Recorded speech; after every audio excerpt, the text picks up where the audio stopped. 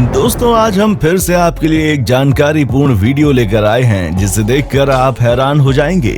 आज हम आपको बताएंगे कि कैसे सोने की खानों से सोना निकाला जाता है, जमीन के नीचे से तांबा कैसे प्राप्त करते हैं और कांच को रेत से कैसे बनाया जाता है। तो चलिए बिना देर किए वीडियो शुरू करते हैं। वीडियो शुरू करने से पहले दोस्तों, अगर आप हमारे चैनल पर नए हैं तो प्लीज चैनल को सब्सक्राइब कर लें और उसके आगे जो घंटी का बेल आइकन दिख रहा है ना, उसको जरूर दबाएं।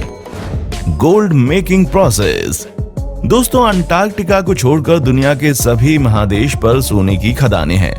भारत की बात करें तो मैं आपको बता दूं कि भारत में अब सोने की खदानें नहीं हैं। कर्नाटक का कोलार गोल्ड फील्ड भारत की एकमात्र सोने की खान थी। 1956 से 2001 तक लगभग 9 लाख किलोग्राम सोना यहां से निकाला गया था, लेकिन 2001 में पर्यावरण और आर्थिक कारणों से भारत सरकार द्वारा कोयलर गोल्ड फील्ड को बंद कर दिया गया। अब बात करते हैं सोने की निकासी की।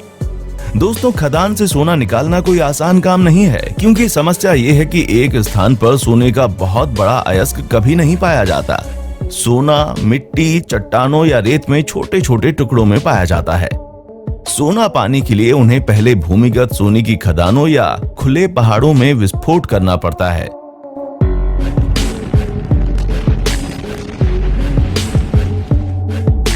दोस्तों, मैं आपको बता दूं कि 1 टन पत्थर से लगभग 4 ग्राम सोना प्राप्त किया जा सकता है। भूवैज्ञानिक जमीन के नीचे या पहाड़ों में सोने की तलाश करते हैं और फिर डायनामाइट की मदद से वहां पर विस्फोट करते हैं। लगभग 1 टन पत्थर को 300 से 500 मीटर गहरी घाटी से निकाला जाता है और इस विस्फोट के परिणाम स्वरूप लगभग 300 टन अशुद्ध सामग्री मिलती है। अब उन पत्थरों को बड़ी क्रॉसिंग मशीन में डालकर पीस लिया जाता है और उनसे पत्थरों का एक पाउडर तैयार किया जाता है। फिर तैरने की प्रक्रिया पूरा करने के लिए पाउडर को पानी और तेल के साथ मिलाया जाता है। नतीजतन मिश्रण से बने बुलबुले सोने से चिपक जाते हैं और अशुद्धियां नीचे गिर जाती हैं। लेकिन फिर भी सोना पर्याप्त शुद्ध नहीं है, तो सोने को गलाने के लिए प्रक्रिया के माध्यम से परिष्कृत किया जाता है। मैग्नीज डाइऑक्साइड को सोने के साथ मिलाया जाता है और उच्च ताप पर गर्म किया जाता है। इससे विभिन्न अशुद्ध पदार्थ सोने में मिल जाते हैं। फ्लस्क के साथ मिश्रित तरल सोने पर तैरता है। मिश्रण को ठंडा और कठोर भी कर लिया जाता है और प्रवाह और अशुद्ध पदार्थ को बाहर रखा जाता है। इस बार जो सोना मिला उसका इस्तेमाल हमें अपनी जरूरत की चीजों को बनाने में कर सकते हैं। तो दोस्तों, यहाँ आपने जाना कि सोना तैयार कैसे किया जाता है और सोने की इतनी अधिक कीमत क्यों होती है। ये आप अब समझ गए होंगे कि सोने को एक अमूल्य संसाधन क्यों कहा जाता है।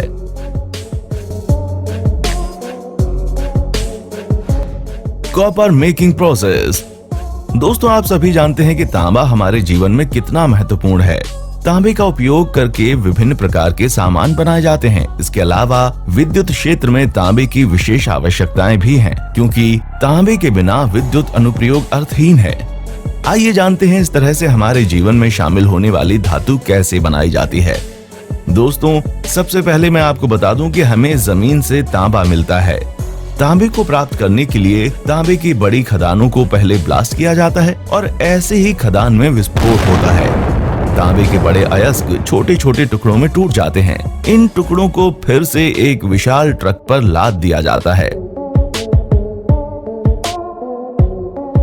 विभिन्न कच्चे पदार्थों और मिट्टी को कुछ इस हद तक इन तांबे के अयस्क के साथ टुकड़ों से मिलाया जाता है। इसलिए इन तांबे के टुकड़ों को फैक्ट्री में लाकर उन्हें असली रूप दिया जाता है और फिर इन तांबे के टुकड़ों को एक विशाल मिक्सिंग मशीन में डाल दिया जाता है और इसे पाउडर की तरह पीस दिया जाता है। जमीन में पाए जाने वाले तांबे में 70% शुद्ध तांबा और 30% मिट्टी और अन्य पदार्थ होते हैं।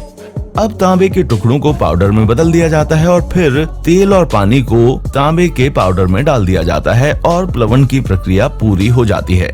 इससे तांबे का पाउडर तेल और पानी के मिश्रण पर तैरने लगता है।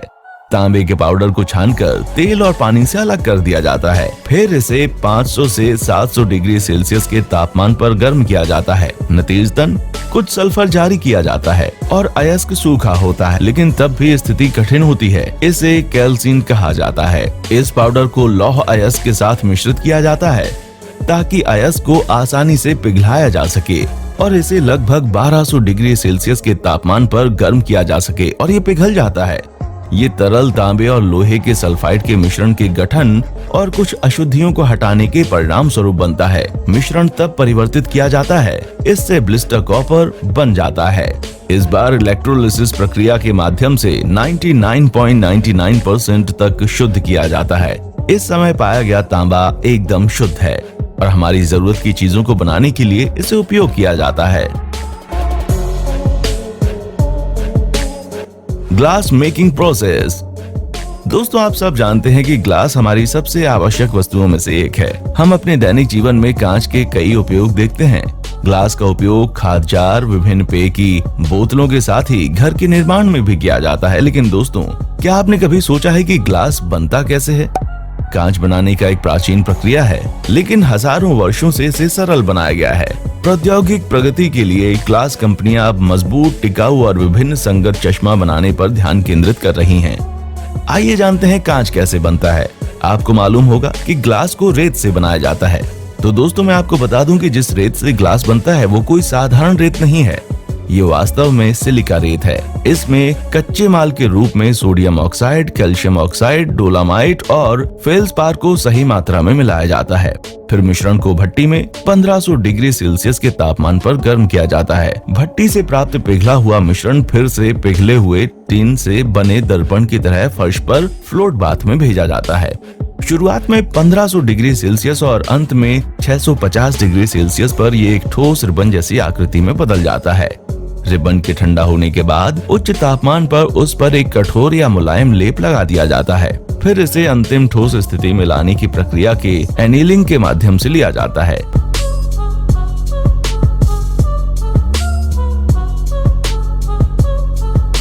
इससे ग्लास को आवश्यक आकार में कटौती करने या फिर से नई आकार देने में सुविधा होती है।